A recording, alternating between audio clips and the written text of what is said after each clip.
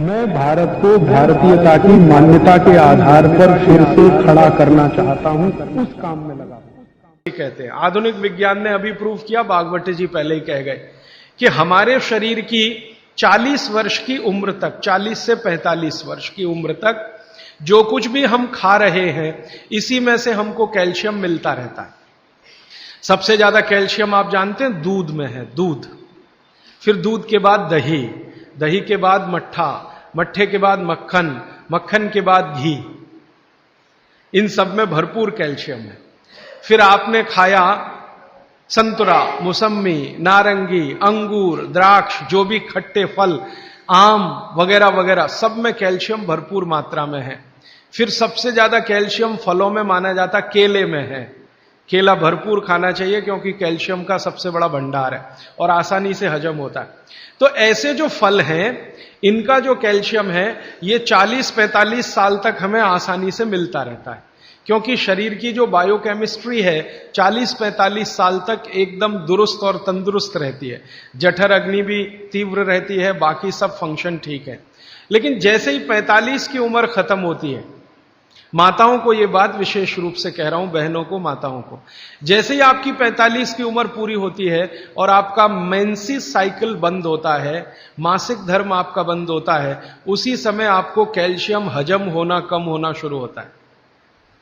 आप कितना भी ये सब चीजें खाएं, केला भी खाएं, ये भी खाएं, लेकिन कैल्शियम उतना पूर्ति नहीं करता, क्योंकि कैल्शियम को शरीर में डाइजेस्ट कराने वाला जो हार्मोन है वो तभी तक आपको है जब तक आपकी मासिक चक्र की शुरुआत है। मासिक चक्र बंद होते ही ये हार्मोन कम होता है। आप जानते हैं कई हार्मोन्स कम हो जाते हैं, तो कैल्शियम डाइजेस्ट होना बहुत मुश्किल होता है। तब आपको जरूरत पड़ती है कि बाहर से कैल्शियम लें।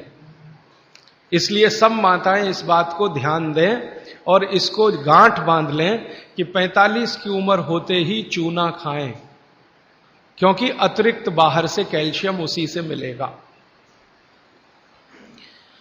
चूना जरूर खाएं आप सबके लिए, और आपको भी है चूना खाएं, क्योंकि आपकी उम्र भी 45 की जब पूरी होगी तो ये जो कैल्शियम है वो आपके लिए पर्याप्त नहीं है जो फलों से और सब्जियों से आ रहा है, कुछ अतिरिक्त चाहिए।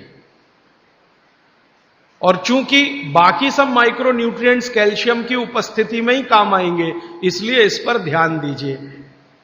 तो शायद इसलिए इस देश में एक परंपरा विकसित हुई है पान खाने की।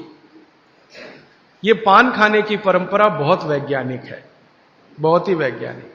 जिसने भी शुरू की वो बागभट्ट का पक्का चेला रहा होगा, बहुत समझकर उसने ये शुरू की।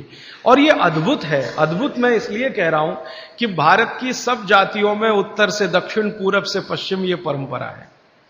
कहीं भी चले जाओ, आप सिक्किम में चले जाओ, अरुणाचल में चले जाओ, वो भी पान खाते हैं।